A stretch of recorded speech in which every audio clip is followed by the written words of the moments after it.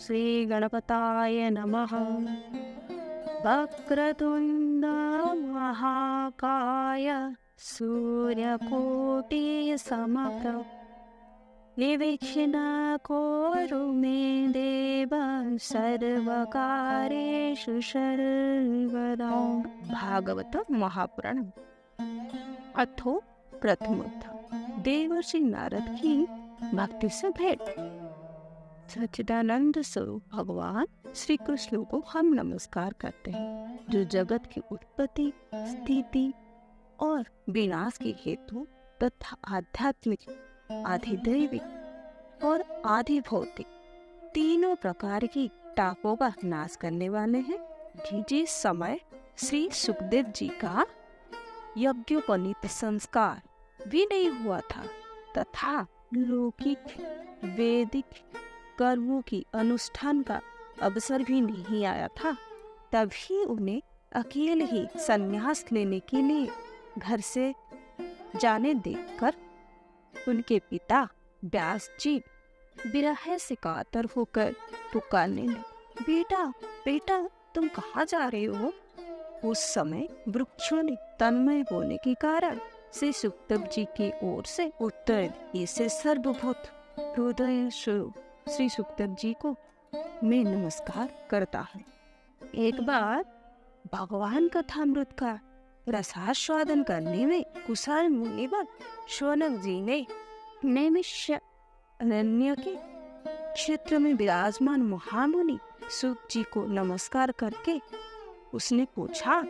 शौनक जी बोले, सूत जी आपका ज्ञान अज्ञान को नष्ट करने के लिए करोड़ों सूर्य के समान है। आप हमारी कानों के लिए रसायन अमृत स्वरूप सार मार्ग की कथा कहिए। भक्ति, ज्ञान और वैराग प्राप्त होने वाले महान विवेक की बुद्धि किस प्रकार होते हैं तथा वैष्णव लोग किस प्रकार इस माया मोह से अपना पीछा छुड़ाते हैं। इस घोर कलिकाल में जीव प्रातः आसुरी स्वभाव को हो गया है। विविध क्लेश में आक्रांत इन जीवों को शुद्ध बनाने का सर्वश्रेष्ठ उपाय क्या है? सूत जी आप हमें कोई ऐसा शाश्वत साधन बताइए जो सबसे अधिक कल्याणकारी तथा पवित्र करने वाले में पवित्र हो तथा जो भगवान श्री कृष्ण को प्राप्त करा दे। चिंतामणि केवल लोगों के सुख दे सकते हैं और कल्पवृक्ष अधिक से अधिक स्वर्गीय संपत्ति दे सकते हैं, परंतु गुरुदेव प्रसन्न होकर भगवान का योगी दुर्लभ नित्य वैकुंठ धाम दे देते हैं। सूत जी ने कहा, शौनक जी तुम्हारे हृदय में भगवान का प्रेम है, इसीलिए मैं विचार कर तुम्हें संपूर्ण सिद्धांत का निष्कर्ष सुनाता हूँ, जो जन्म मृत्यु के भय का नाश कर देता है, जो भक्ति के प्रभाव को बढ़ाता है और भगवान श्री कृष्ण की प्रसन्नता का प्रधान कारण है। मैं तुम्हें वह साधन बतलाता हूँ, उसे सावधान होकर सुनो। श्री सुखदेव जी ने कलियुग में जीवों के कल्याण रूपी सर्प के मुख का ग्रास होने के त्रास का आत्यंतिक नाश करने के लिए श्रीमद् भागवत शास्त्रों का प्रवचन किया है। मन की सिद्धि के लिए इससे बढ़कर कोई समाधान नहीं है। जब मनुष्य के जन्म जन्मांतर का पुण्य उदय होता है, तब उसे इस भागवत शास्त्र की प्राप्ति होते हैं। जब सुखदेव जी राजा परीक्षित को यह कथा सुनाने के लिए सभा में विराजमान हुए, तब देवता लोग उनके पास अमृत का कलश लेकर आए। देवता अपना काम बनाने में बड़े कुशल होते हैं, अतः यहाँ भी सबने सुखदेव जी को नमस्कार करके कहा, आप यह अमृत लेकर बदले में हमें कथामृत का दान कीजिए। इस प्रकार परस्पर विनिमय अदला बदली हो जाने पर राजा परीक्षित अमृत का पान करे और हम सब श्रीमद् भगवत रूप अमृत का पान करेंगे। इस संसार में कहाँ कांच और कहाँ महामूल्य मणि तथा कहाँ सुधा और कहाँ कथा। श्री सुखदेव जी ने उस समय देवताओं की हंसी उड़ा दी। उन्हें अति शून्य जानकर कथामृत का दान नहीं किया। इस प्रकार यह श्रीमद् भागवत की कथा देवताओं को दुर्लभ है। पूर्व काल में श्रीमद् भागवत के श्रवण से ही राजा परीक्षित की मुक्ति देखकर ब्रह्मा जी को भी बड़ा आश्चर्य हुआ था। उन्होंने सत्यलोक में तराजू बांधकर सब साधनों को तोला। अन्य सभी साधन तोल में हल्के पड़ गए। अपने महत्व के कारण भगवत ही सबसे भारी रहा। यह देखकर सभी ऋषियों को बड़ा विस्मय हुआ। उन्होंने कलियुग में इस भगवत ध्रुव भागवत शास्त्रों को ही पढ़ने सुनाने से तत्काल मोक्ष देने वाला निश्चय किया। सप्ताह विधि से श्रवण करने पर यह निश्चय भक्ति प्रदान करता है। पूर्व काल में इस दया परायण सनकादि ने देवर्षि नारद को सुनाया था। यद्यपि देवर्षि नारद ने पहले से ब्रह्मा जी के मुख से इसे श्रवण कर लिया था, तथापि सप्ताह श्रवण की विधि तो उन्हें सनकादि ने ही बताई थी।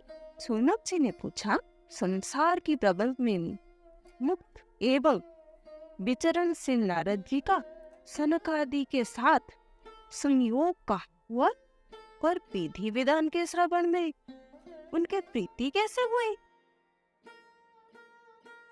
सूत जी ने कहा, अब मैं तुम्हें बहुत भक्तिपूर्ण कथानक सुनाता हूँ जो श्री सुखदेव जी ने मुझे अपना अनन्य शिष्य जानकर एकांत में सुनाया था।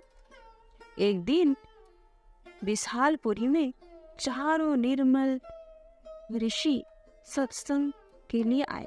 वहां उन्होंने नारद जी को देखा। सनकादि ने पूछा, ब्राह्मण, आपका मुख उदास क्यों हो रहा है? आप चिंतायुक्त कैसे हैं? इतने जल्दी जल्दी आप कहाँ जा रहे हैं और आपका आगमन कहाँ से हो रहा है? इस समय तो आप उस पुरुष के समान व्याकुल जान पड़ते हैं जिसका सारा धन लूटा गया है। आप जैसे संसार रहित पुरुष के लिए यह उचित नहीं है। इसका कारण बतलाइए। नारद जी ने कहा, मैं सर्वोत्तम लोक समझकर पृथ्वी में आया था। यहाँ पुष्कर, प्रयाग, काशी, गोदावरी, हरिद्वार, कुरुक्षेत्र, श्रीरंग और सेतुबंध आदि के तीर्थों में मैं इधर उधर विचरता रहा, किंतु मुझे कहीं भी मन को संतोष देने वाला शांति नहीं मिली। इस समय अधर्म सहायक कलियुग ने सारी पृथ्वी को पीड़ित कर रखा है। अब यहाँ सत्य, तप, शौच, दया, दान आदि कुछ भी नहीं है। बेचारे जीव केवल अपने पेट पालने में लगे हुए हैं। वो असत्यभाषी, आलसी, मंदबुद्धि, भाग्यहीन, उपद्रवग्रस्त हो गए। जो साधु संग कहे जाते हैं वह पूरे पाखंडी हो गए हैं। देखने में तो वह विरक्त है, किंतु स्त्री, धन आदि सभी का परिग्रह करते हैं। घरों में स्त्रियों का राज्य है। साले सलाहकार बने हुए हैं। लोभ से लोग कन्या विक्रय करते हैं और स्त्री पुरुष में कलह मचा रहता है। महात्मा के आश्रम, तीर्थ और नदियों पर यवनों का अधिकार हो गया है। उस दुष्टों ने बहुत से देवलोक भी नष्ट कर दिया है। इस समय यहाँ न कोई योगी है, न सिद्धू है, न ज्ञानी है, न सत्कर्म करने वाले ही है। सारे साधन इस समय कलियुग की दावानल से जलकर भस्म हो गए हैं। इस कलियुग में सभी देशवासी बाजारों में अन्न बेचते हैं। ब्राह्मण लोग पैसा लेकर वेद पढ़ाते हैं और स्त्रियां वेश्यावृत्ति से निवृत्त निर्वाह करने लगे हैं। इस तरह कलियुग के दोस्त देवता और पृथ्वी पर विचरता हुआ मैं यमुना जी के तट पर पहुंचा, जहां भगवान श्री कृष्ण की अनेकों लीला हो चुकी है। मुनीश्वर सुनिए, वहां मैंने एक बड़ा आश्चर्य देखा। वहां एक युवती स्त्री खिन्न मन से बैठी थी। उसके पास दो वृद्ध पुरुष अचेत अवस्था में पड़े जोर जोर से सांस ले रहे थे। वह तरुणी उनकी सेवा करती हुई कभी उन्हें चेत कराने का प्रयास करती है और कभी उनकी आगे रोने लगती थी। वह अपने शरीर के रक्षक परमात्मा को दसों दिशाओं में देख रही थी। उसके चारों ओर सैकड़ों स्त्रियां उसे पंखा झाल रही थी और बार बार समझाती जाती थी। दूर से यह सब चरित्र देखकर मैं कुतूहलवश उसके पास चला गया। मुझे देखकर वह युवती खड़ी हो गई और बड़ी व्याकुल होकर कहने लगी। युवती ने कहा, आजी महात्मा जी, क्षण भर ठहर जाइए और मेरी चिंता को भी नष्ट कर दीजिए। आपका दर्शन तो संसार के सभी पापों को सर्वदा नष्ट कर देने वाला है। आपकी वचन से मेरे दुखों को भी बहुत कुछ शांति हो जाएगी। मनुष्य का जब बड़ा भाग्य होता है तभी आपका दर्शन हुआ करते हैं। नारद जी ने कहा। तब मैंने उस स्त्री से पूछा, देवी तुम कौन हो?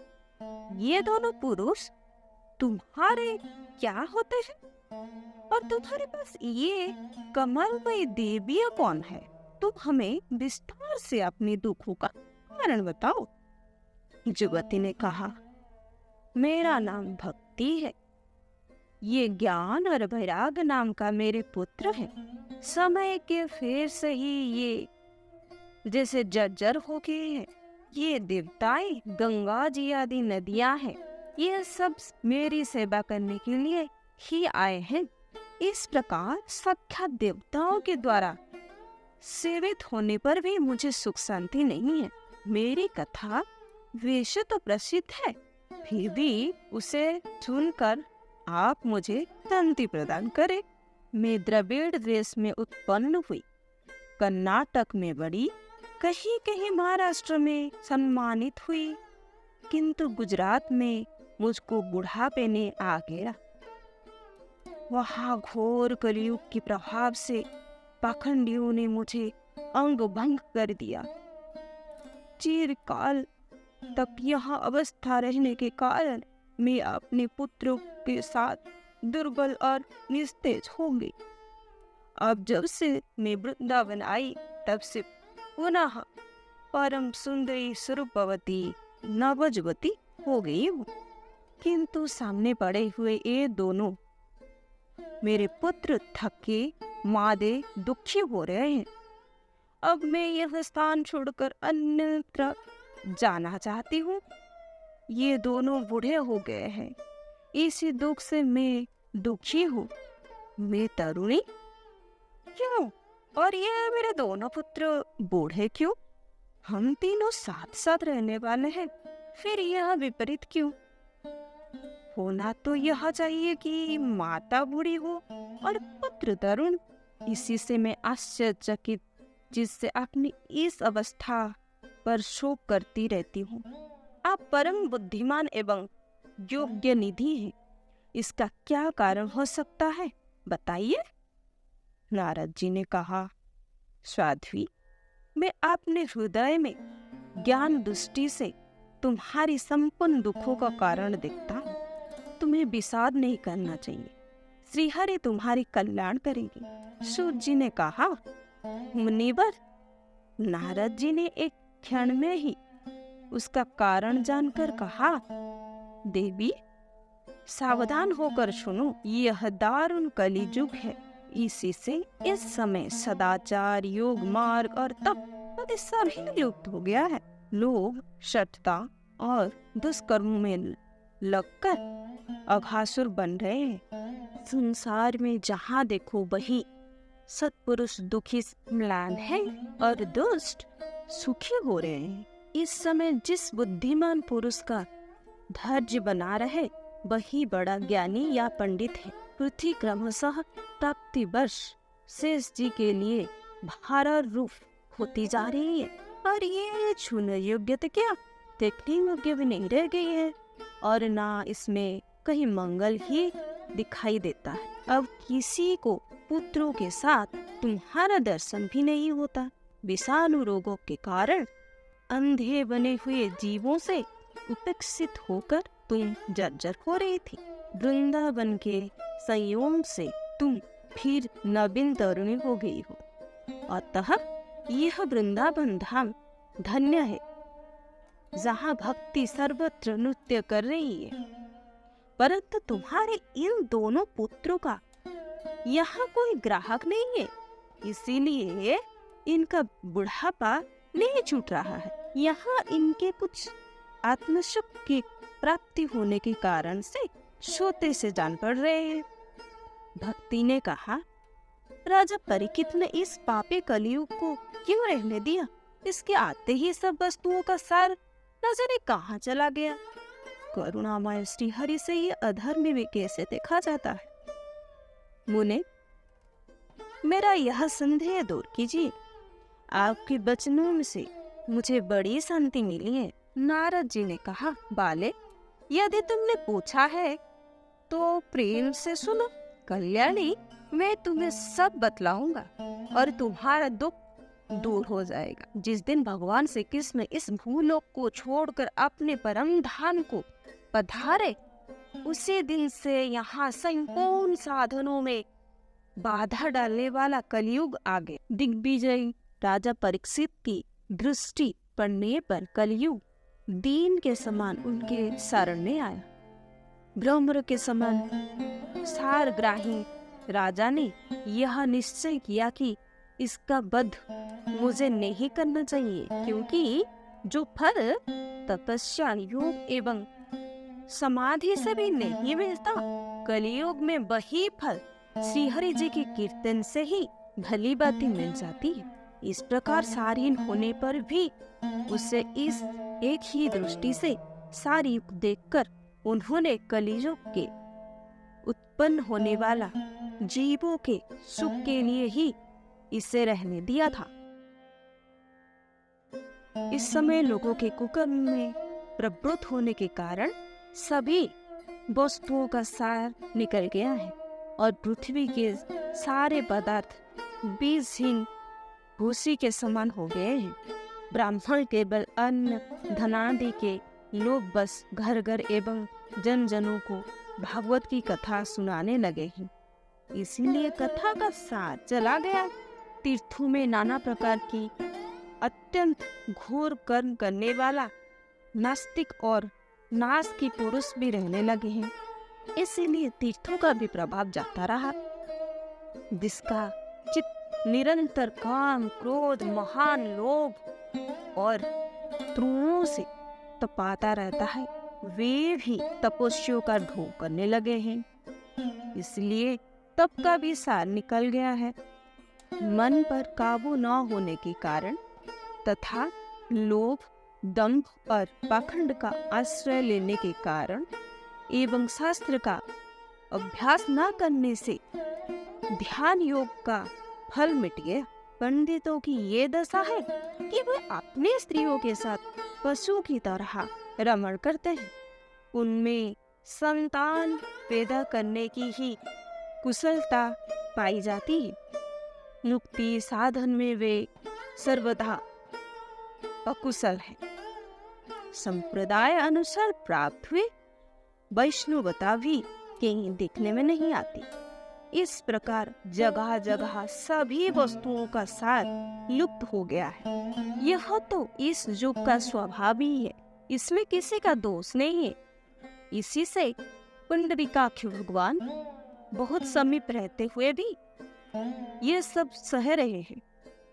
सूत जी ने कहा, सौनक जी, इस प्रकार देवर्षि नारद के वचन सुनकर भक्ति को बड़ी आश्चर्य हुआ।